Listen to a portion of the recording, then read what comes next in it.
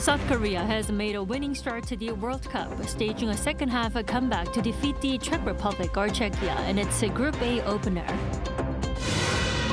President Myung will continue his state visit to Italy on Friday with talks with Prime Minister Giorgia Meloni before joining a Korea-Italy business forum focused on strengthening economic cooperation between the two countries. The U.S. and Iran appear to be on the verge of sealing a war-ending agreement, with Geneva emerging as the likely venue for a signing ceremony in the coming days.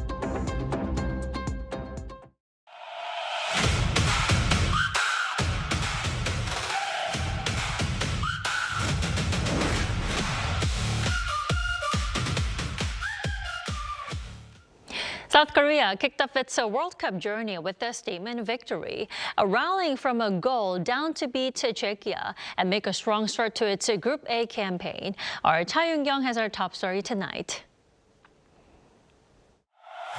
South Korea showed resilience in its opening match of the 2026 FIFA World Cup in Mexico. The team fell behind midway through the second half after Ladislav Krejci headed Czechia in front in the 59th minute. But Korea's response was immediate. 8 minutes later, midfielder Hwang In-bum restored the parity with a well-taken equalizer, assisted by Lee Gang-in. Substitute Oh Hyun-gyu completed the turnaround in the 80th minute, assisted by Hwang, giving Korea a 2-1 victory. Rather than retreating after conceding, Korea continued to push forward.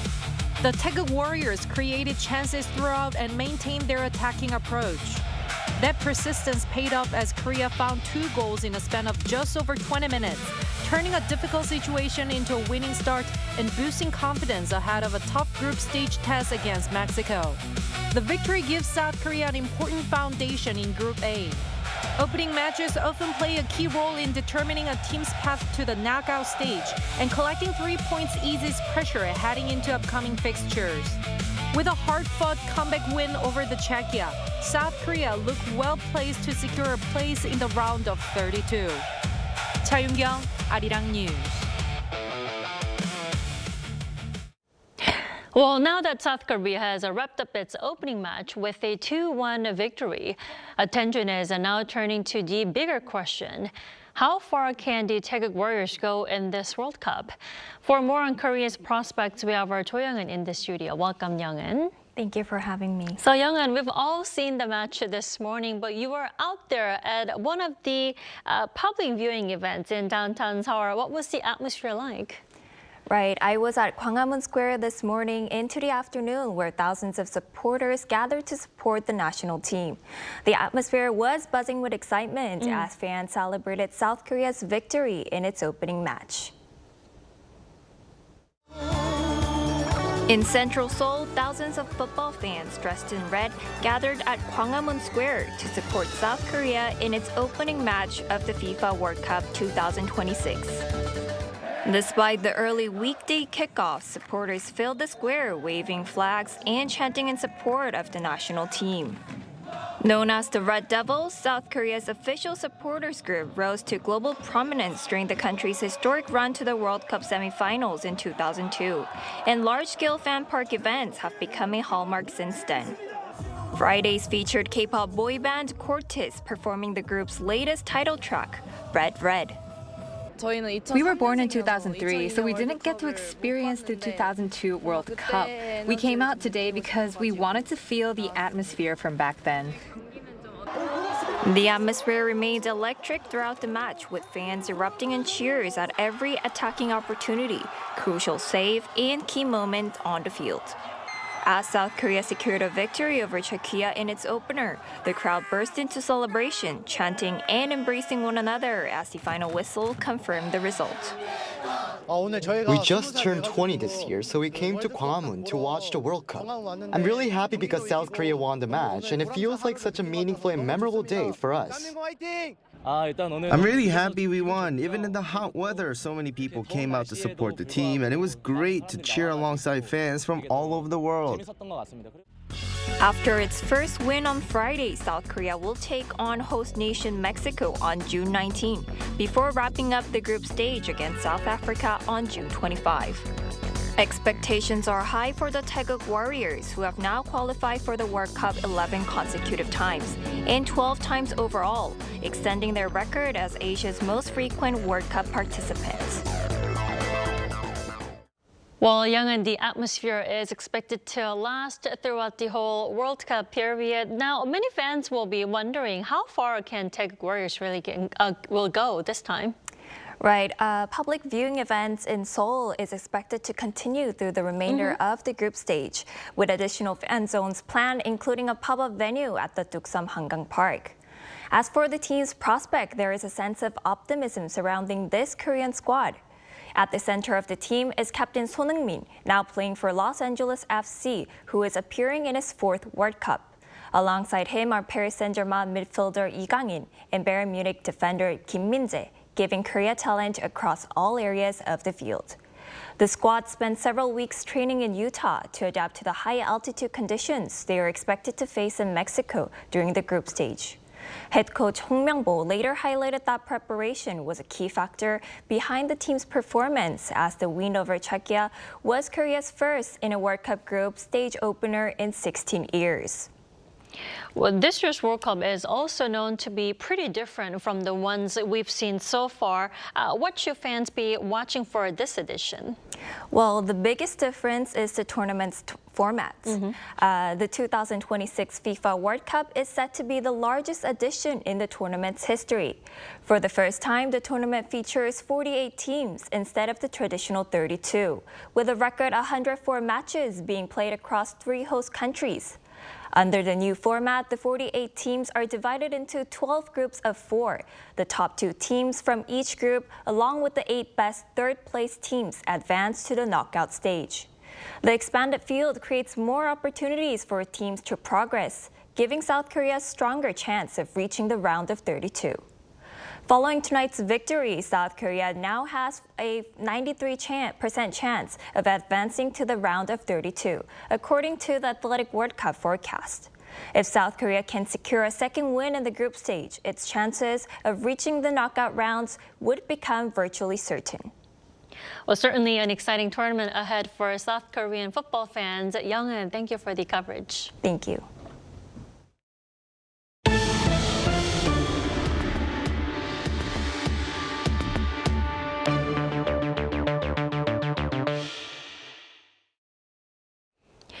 President Myung continues his state visit to Italy with a summit meeting with Prime Minister Giorgia Meloni on Friday. And later in the day, he'll attend the Korea-Italy Business Roundtable, where business leaders from both countries will discuss ways to expand cooperation. Our Blue House correspondent Song Yoo-jin has the details. President Lee Jae-myung will conclude his summit diplomacy in Italy with talks with Prime Minister Giorgia Meloni. Friday's meeting comes less than 5 months after Meloni's official visit to Seoul. At their January summit at the Blue House, Korea and Italy signed 3 memorandums of understanding covering semiconductors, cultural heritage protection, and civil protection. Talks this time are expected to serve as a follow-up to those agreements, with the 2 leaders reviewing their implementation. Another key outcome will be the adoption of a Korea-Italy action plan for 2026 through 2030, an initiative that Prime Minister Meloni proposed during her visit to Seoul. The action plan will provide a vision for strengthening bilateral ties across the board and expanding mutually beneficial strategic cooperation between our two countries. The plan is expected to provide a roadmap for Seoul and Rome's newly elevated special strategic partnership in areas ranging from trade and renewable energy to advanced industries and defense. The two sides will also sign 4 new MOUs covering small and medium-sized enterprises, social and solidarity economy, advanced science and ICT, as well as joint support for economic development in Africa. Following the summit, President Lee will attend the Korea-Italy Business Roundtable, which will bring together more than 40 business leaders and government officials. 반도체, 인공지능, 방산, 우주항공, 에너지, 바이오 등 양국 기업들이 다양한 분야에서 성장의 기회를 함께 모색하는 훌륭한 시간이 될 것으로 기대합니다. In a keynote address, Lee will highlight the importance of closer economic cooperation as businesses navigate growing uncertainties stemming from the rise of AI and the reorganization of global supply chains. 송유진, 아리랑 뉴스. After days of rapidly escalating tensions in the Middle East, Washington says a diplomatic framework with Tehran could soon be within reach, with media reports suggesting a possible signing ceremony in Europe as early as this weekend. Our Moon Hae-ryun has the details.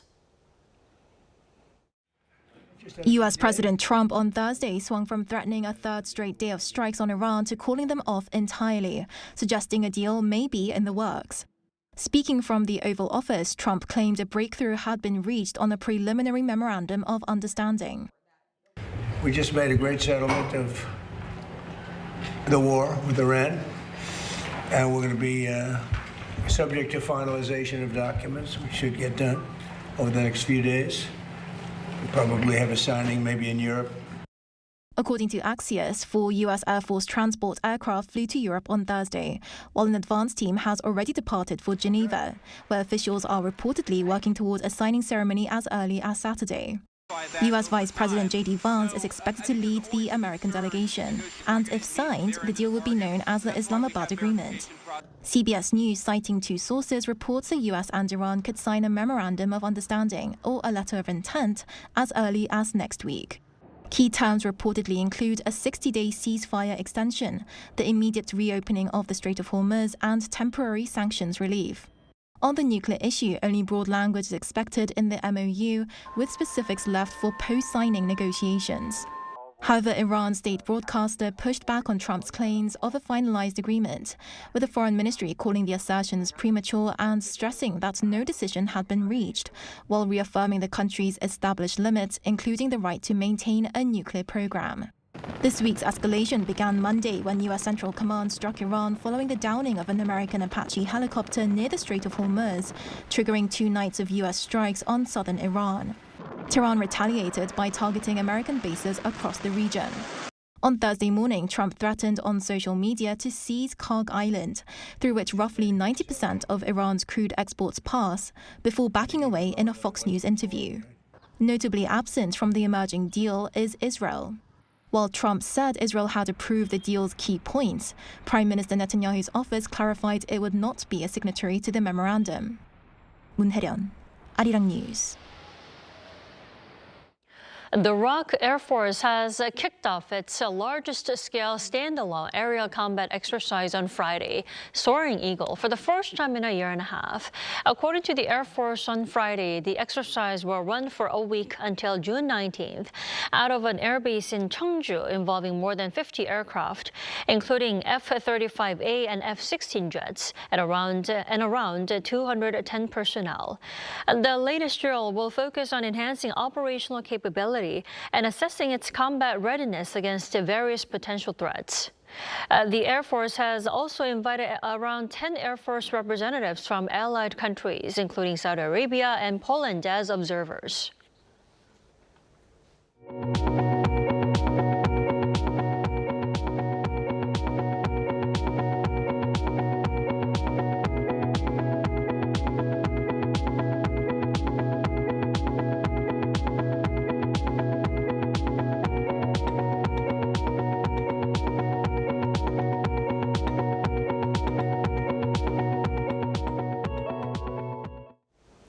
Investor sentiment got a boost on Friday, with South Korean stocks surging on hopes that a U.S.-Iran peace deal may soon be within reach. Our Kim Jun-ong has this report.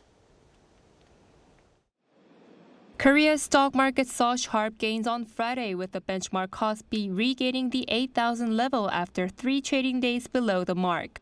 The index closed at 8,123.62, up 4.63% from the previous session.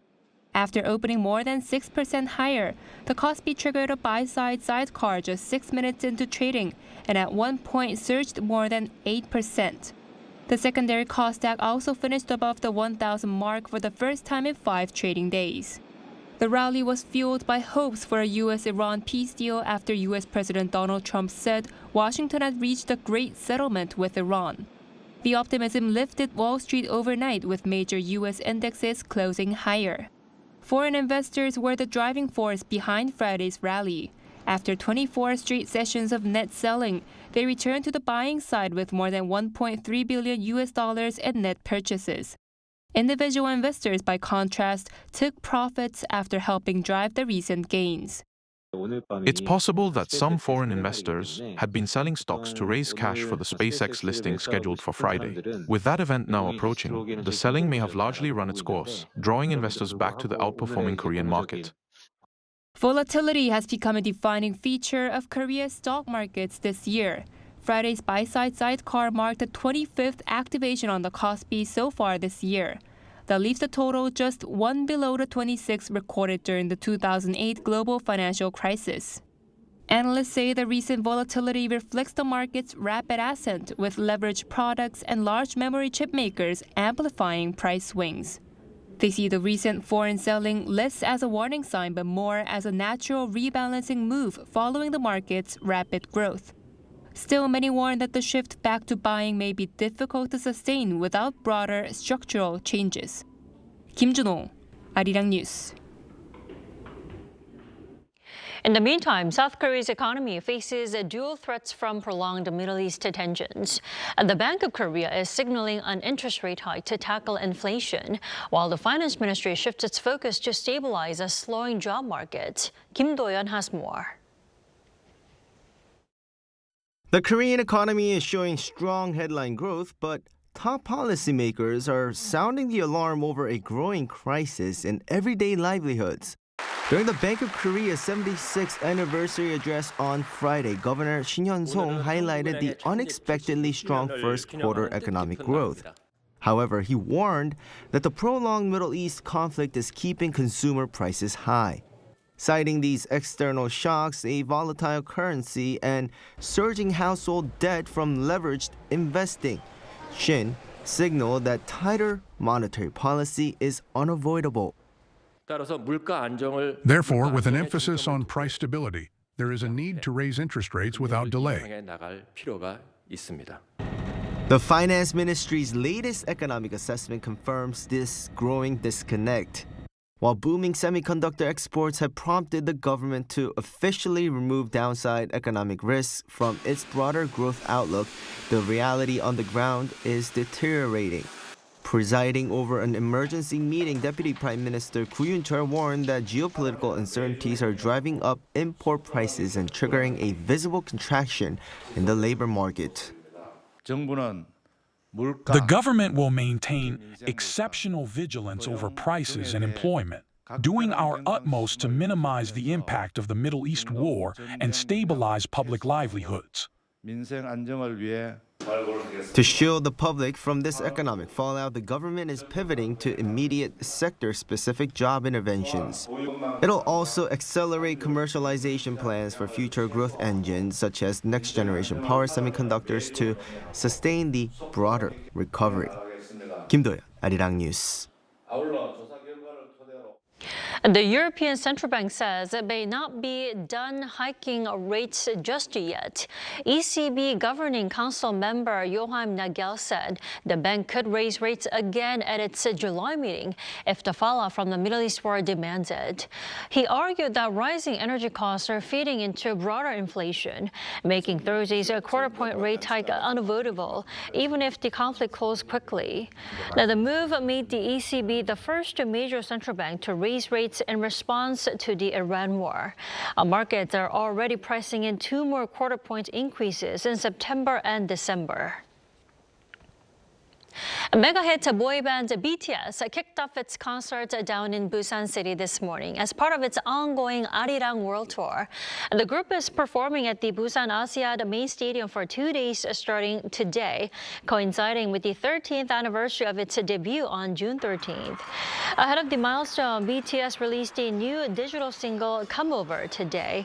The track, co-produced by Suga and credited to RM and J-Hope, was previously only available on the vinyl LP edition of the group's fifth full-length album, Arirang. Now, the BTS is also set to unveil a music video for the album track Merry Go Round next week. And to help make the BTS concert experience as affordable and welcoming as possible for visiting fans, local accommodations, authorities, and even culture sites such as temples are joining forces to uphold Busan's reputation and showcase the city's hospitality ahead of the event. Our Park Junan has the story.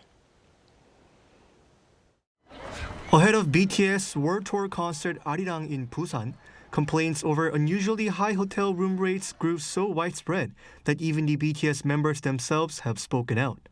During a live broadcast last month, the group's leader RM, using a Busan dialect, urged local businesses to be reasonable. To protect visitors from unfair practices and safeguard Busan's reputation, the city has launched the Fair Accommodation Challenge. Leading the charge are some local hotels that are refusing to take advantage of the surging demand. Their room rates have been kept to within normal peak season levels, prioritizing long-term tourism growth over short-term profits. Canceling reservations without a guest's consent simply to charge higher rates goes against fair business practices.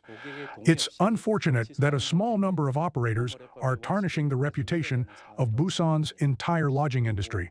International visitors are expected to account for more than 85% of bookings on Friday and Saturday. The problem began when the concert date was suddenly announced in January, triggering a surge in bookings that led to overbookings and, in some cases, cancellations as rooms were relisted at significantly higher prices. To counter this, Busan City Hall has conducted on-site inspections, even referring severe cases of intentional cancellations to the police and the National Tax Service. As recently as April, room rates on booking platforms were still quite high. But over the past couple of weeks, prices have come down significantly. Hotel rates are ultimately driven by supply and demand. So the city has been working to increase the number of available rooms, which helps bring prices down. But it is not just hotels that take part in this goodwill challenge. To meet the massive demand for lodging, we're seeing Buddhist temples like this in Busan opening their doors to fans for free. Some international fans are being welcomed with lodging, traditional temple food, and mindfulness programs like singing bowls and tea meditations. In Buddhism, there is a teaching that we are all connected. Despite our different nationalities, races, and cultures, we are ultimately one. If there is a common ideal we all share, it is the pursuit of happiness. In that sense, we should be grateful for BTS and for creating an opportunity that brings people together. The City Hall director argued that lasting regulatory reforms are needed to prevent similar issues from resurfacing as Busan continues to grow as a destination for major global events. Park Junan, Arirang News, Busan.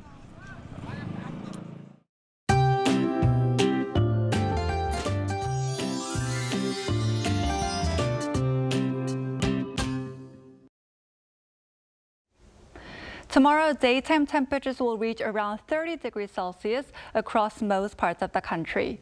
Seoul's daytime high will climb to 31 degrees, making it even warmer than today. The early summer heat will continue into Sunday as well. But from late afternoon, scattered showers will develop across much of the country, except for Seoul and the east coast of Gangwon-do province. Rain will also develop in Jeju Island. Rainfall is likely to range from 5 to 30 millimeters across the country, while Jeju Island may see less than 5 millimeters. Meanwhile, ozone levels are expected to rise in the afternoon, so it would be best to limit outdoor activities and plan to stay indoors during the daytime hours. Tomorrow, Seoul will start the day at 17 degrees Celsius, Daejeon at 15 degrees, Busan at 19 degrees. Then by the afternoon, Seoul will get up to 31 degrees, Daegu 32, Gwangju 30 degrees. The heat will stick around for a while with highs near 30 degrees. Now here's a look at the weather around the world.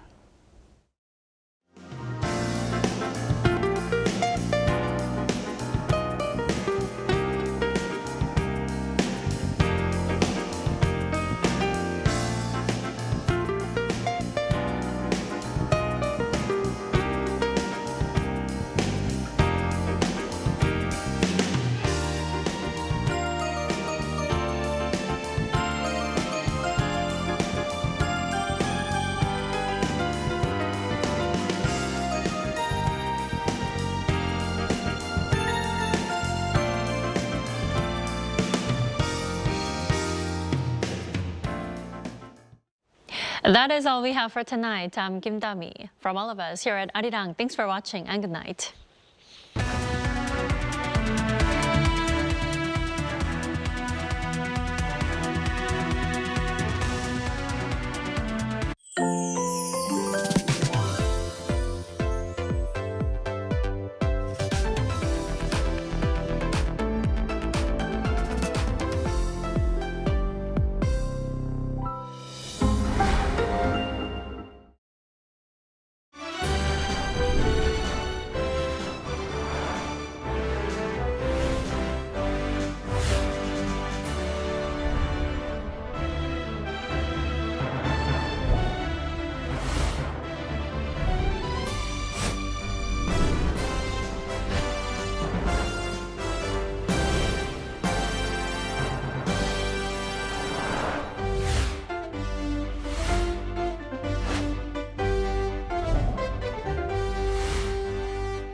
존경하고 사랑하는 국민 여러분, 국가적 위기 속에서 숨 돌릴 틈도 없이 닻을 올린 국민 주권 정부가 이제 1년이 됐습니다. 지나간 1년보다 앞으로 4년이 더 기대되는 정부가 되겠습니다. 지난 1년보다 더 무거운 책임감으로 주어진 사명을 이행하겠습니다. 나라의 주인인 위대한 대한 국민들께서 우리 대한민국의 새로운 도약을 위한 힘찬 여정에 언제나 함께해 주실 것으로 믿습니다. 지금까지 그랬듯 5,200만 주권자들의 지혜를 등불 삼아 국민이 주인인 나라, 함께 행복한 대한민국을 향해 거침없이 나아가겠습니다.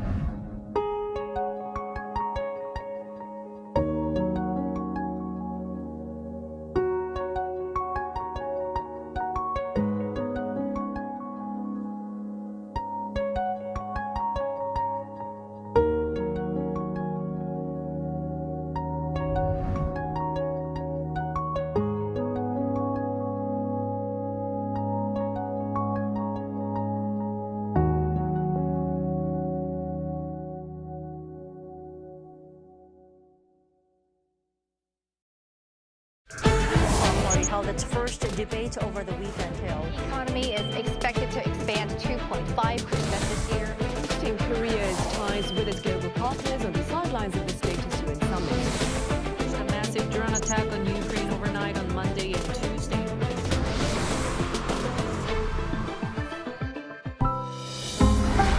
Arirang. Knock knock.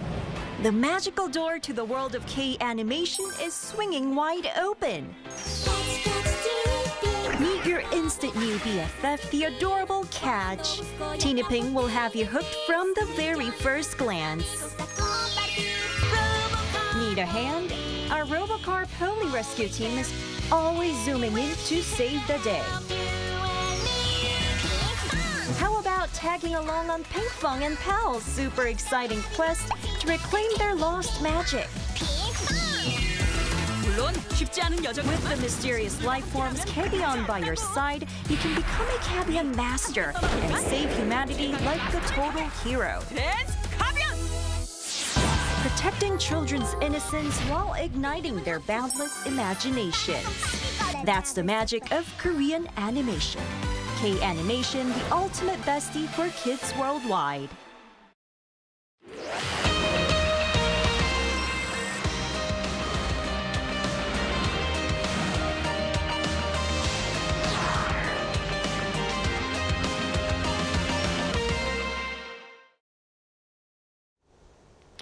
Welcome to Within the Frame, where we bring the most pressing issues across the globe into focus. I'm Kim Mo-gen. President Lee Jae-myung's first European tour since taking office is underway, with a series of high-level meetings aimed at strengthening Korea's ties with Europe. Following summit talks in Belgium and Italy, President Lee has expanded cooperation in areas including AI, semiconductors, aerospace, and energy, while also upgrading Korea-Italy relations to a special strategic partnership. With a visit to the Vatican and the G7 summit still ahead, attention is now on what lasting diplomatic and economic outcomes this trip can deliver. For more on this, we connect to Mason Rishi, Professor of International Politics at Hankuk University of Foreign Studies. A big welcome, Professor. Hey, thank you for having me. And also joining us is Kim Young-jun, a National Security College professor at the Korea National Defense University. Good to see you, Professor. Thank you for having me. So let's start a discussion first with Professor Rishi. This is President Lee Jae-myung's first trip to Europe since taking office. What message do you think he's hoping to deliver through it? Sure. This is, in the first place, the sort of continuation of the diversification of diplomatic partners, that South Korea is working on, going beyond its relations with the U.S. and China and Japan. We know about the APEC meeting last year, G20. There have been bilateral meetings with Vietnam and India and Singapore and other countries. Europe's been perhaps a little bit deprivileged, at least on the EU level, maybe not so much in terms of the member states. Lee just met with Macron recently. But to some degree, it's simply time for the EU and South Korea to meet on this level, and Europe more generally. And so the EU-South Korea strategic partnership is obviously in play. That was a lot of what was going with the summit, which was really necessary since it was the first one in 3 years. And more broadly, South Korea is trying to sell a greater number of arms into the EU market within the context of Europe's defense growth, occasioned in particular, of course, by the Russia-Ukraine war. South Korea is trying to sort of freshen up its trade links with the European Union, which have grown enormously, of course, in terms of trade volume and in terms of trade value. But it's a little bit time to freshen that up. We've also seen the signature on a classified information document that allows the two partners to share classified information more easily. And now we've got the follow-on after the EU meetings with coming to Italy, going to the Vatican and meeting with Pope Leo, and then looking forward to the G7 in Evian, France, where, of course, there'll be an agenda that's not just European but global in nature. Right, so it definitely carries a lot of significance in many aspects. Let's first delve into Belgium, Professor Rishi. President Lee, he focused on future industries like semiconductors, energy, and startups. What kind of opportunities could deeper cooperation with Europe create for Korea's economy? Yeah, so Lee's meetings, of course, with the Belgian Prime Minister Bart de Wever, and also, like I mentioned earlier, in the EU summit level, are really symbolic in some respects, but also really important in terms of a sort of operational level. At the end of the day, the European Union and the member states, including Belgium and all the other member states in the EU, are partners who actually believe in free and fair trade, unlike China, which is a predatory trading state, and unlike the United States, which has, of course, gone off the rails in terms of trade under especially the Trump administration. And middle powers in general need to construct alternate trade pathways. This is not decoupling from the U.S. and China, which is ultimately not possible, but it is building out some efforts to mitigate some of the risks. And so beyond that sort of overall kind of strategic effort, you have a lot of direct trade complementarity between South Korea and European states. I mentioned earlier the arms market, where the European Union simply doesn't have enough capacity right now to give itself the arms that it needs in order to restock in the context of the Russia-Ukraine war. South Korea does have that capacity. Then there's the high-tech complementarity. You have a big Dutch company, ASML, which is an important supplier for the South Korean high-tech industry. Here in Germany, you have what's referred to as the Mittelstand, which are these small and medium-sized enterprises, which are really great partners for South Korean companies as well. And then you've got the digital and trade aspect of things with digital goods and trade and services digitally on payment, licensing, signatures, IP protection, and things like that. Then if we turn to the EU, President Lee has raised concerns over planned steel quota measures as well. Tell us, Professor, how important is stronger economic cooperation with Europe amid growing protectionism?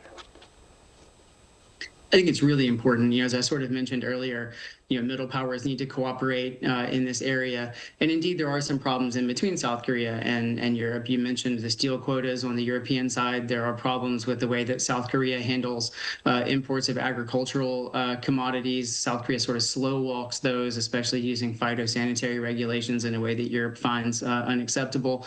But in general, middle powers, South Korea, Japan, the EU, UK, Australia, Canada, they really need to set up these alternate trade pathways that I talked about earlier that can reduce friction, or at least have less friction than the trading relationship currently with the U.S. And with China. And on the U.S. side, we have these tariffs, and on the Chinese side, you have these predatory trade practices, and the economic partners need to lower their dependence on those countries. These paths build out supply chain resilience, supply chain diversity, and they serve as a reminder to the bigger states like the U.S. and China that smaller countries and middle powers can have other options, but they have to walk the walk that they talk. And so obviously it's incumbent on South Korea and the EU after this to go back and actually implement some of the values in trade that they're talking about. So it really shows why Europe is becoming a more crucial economic partner for Korea. Now, if we go beyond economic ties, this latest trip has also highlighted security cooperation, including North Korea and the war in Ukraine, of course. Professor Kim, how has Europe become a more important security partner for Korea? Yeah, this visit is not just economic series of meetings, but at the same time, security cooperation between Europe and South Korea. Because North Korea's nuclear missile threat is not just only regional problem, but also a global issue. We run this when the North Korea has sent Korean People's Army in a nuclear war. The China, Russia, Iran, and North Korea, so-called CRINC, is a kind of a threat to liberal democracy and human rights and like-minded countries. So Europe and Korea must work together on defense and security and not just economic system. And we can do something together. And Europe, of course, is able to be a partner for diplomacy toward North Korea traditionally. But at the same time, Europe and Korea should work first in setting a security partnership against common threat. Then what about on the Korean peninsula, Professor Kim? President Lee has also sought Europe's support for dialogue and peace as well. How much influence can Europe actually have on North Korean issues? Yeah, interestingly, Europe has been a great platform for peace talks, especially between South and North Korea.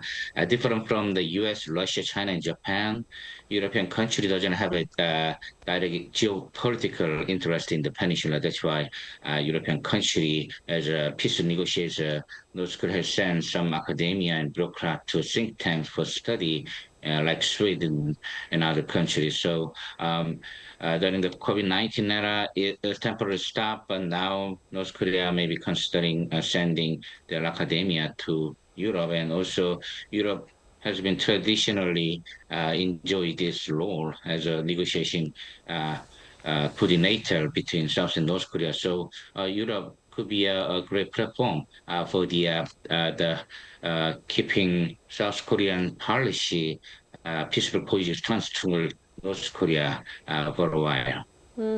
Right. So regardless of the distance, Europe's support could still carry a lot of diplomatic significance. But when we turn to Italy now, Korea and Italy agreed to upgrade ties to a special strategic partnership. Professor Kim, what does this upgrade mean for Korea's broader strategy on Europe? Yeah, Italy has its own advanced technology, and South Korea definitely is one of the advanced country on technology. So South Korea and Italy has a common interest and concern also about like the AI and ethics, so next generation of technology market and R&D as well. So there are many plans to work together between Italy and South Korea, and Italian Prime Minister already visited in South Korea. We talk about this one, so maybe we can work together, including economic, technology, and industry. And this meeting is a very useful turning point for future cooperation between South Korea and Italy. Right. It seems this upgrade reflects a much deeper level of trust and cooperation between the two. Now, beyond politics and economics, President Lee is also set to visit the Vatican and meet with Pope Leo XIV. Professor Rishi, what significance does this carry? Obviously, if you want to look beyond politics and international affairs, this is a symbolic, culturally symbolic move. It's an easy one. There are, of course, a lot of Christians in South Korea, including a significant number of Catholics. So for them, it's obviously meaningful symbolically. And of course, this is an easy way for Lee Jae-myung to have some nice photo ops and meet someone, namely the Pope, of course, and the people surrounding the Pope, in a context that sort of focuses on the kind of universal values, positive universal values of human nature. But there is, of course, a political dimension to this. The Vatican punches above its weight diplomatically, far above its weight diplomatically, actually. And the Pope is sort of symbolically viewed as a peacemaker.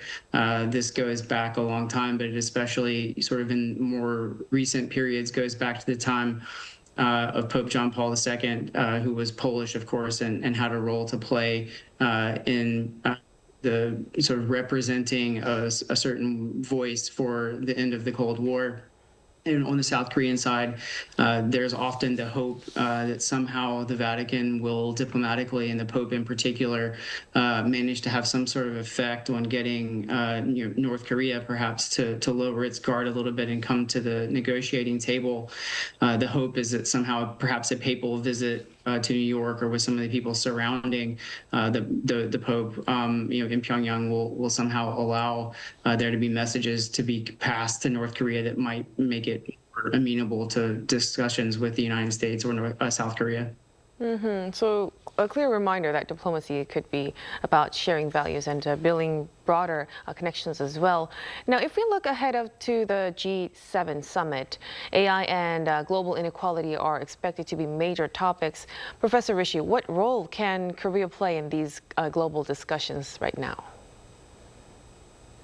Just with respect to the global inequality issue, of course, South Korea has its narrative that it's the first country to have gone from being a recipient of overseas development assistance to being a donor of overseas development assistance.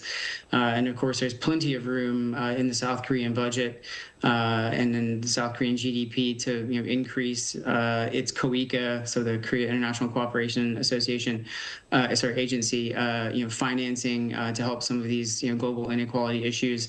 So I would hope at least, and I don't know if this is the case, but I would hope that Lee's going to go there with some type of top up on some of South Korea's overseas development assistance. On the AI part of the G7 agenda, South Korea has been already the host of several major AI government-focused governance conferences, including the RE-AIM, the Responsible Use of AI in the Military Conference. And of course, as a technologically advanced country with SK hynix and Samsung and a bunch of other leading tech companies, South Korea has a particular voice to play and a real sort of megaphone as a technology leader for trying to get responsible AI use in many different areas.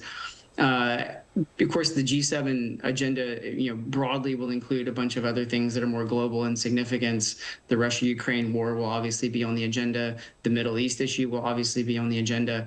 And one would think and hope that President Lee and his team will be there to gauge the situation in those important areas and see what it is that they can bring to the table to try to help solve some of these complicated and very thorny global security issues. Right, definitely. And also another thing to note that President Lee attends the G7 for a second consecutive year. What does continued participation say about South Korea's growing global role, Professor Kim? Yeah, this is important. The second year, inviting South Korean president to attend it. As a global responsible state, South Korea has an economic, technology, and cultural power as one of the middle power country, which can be a bridge between like G7 and developing country. South Korea could be an important country for international system. Already, Mason explained about the setting like the AIM ethic or a new arms control regime because the U.S. and Russia or China cannot agree with that. So South Korea could be this kind of a role. And U.S. leadership now desperately need Europe and Korea for keeping world peace and system, especially since 1945. So we can defend liberal democracy and human rights system together between Europe and Korea, and South Korea could be an important role, has a responsibility because of South Korea itself very benefit from this system. Right, so we will definitely be looking for South Korea's expanding role in this global decision-making setting. Now, finally, before we conclude our discussion tonight, so when this European tour of President Lee Jae-myung concludes, Professor Kim, what would you consider its most meaningful outcome?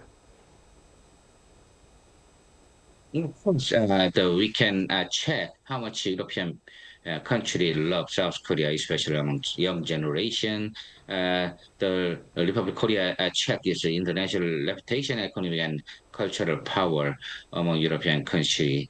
Among young generation, really Korean culture and language running a mainstream trend, and they really love Korea. And we can check this one from there. The president is a leader like prime minister to talk about it. So this increase this mood and also build up long-term partnership with the European country on economic, cultural, and security area. So this visit is very useful, and this kind of visit will be to check the pragmatic diplomacy trend of the Lee Jae-myung government. Right, so it will be interesting to see how these achievements translate into long-term partnerships as well. Thank you so much for your insights, Professor Kim. Thank you. And of course, Professor Rishi, we really appreciate it. Thank you. Happy to be here. And that'll be all from us on Within the Frame tonight. Be sure to tune in again next time as we continue to explore the stories that matter. Until then, stay informed and engaged.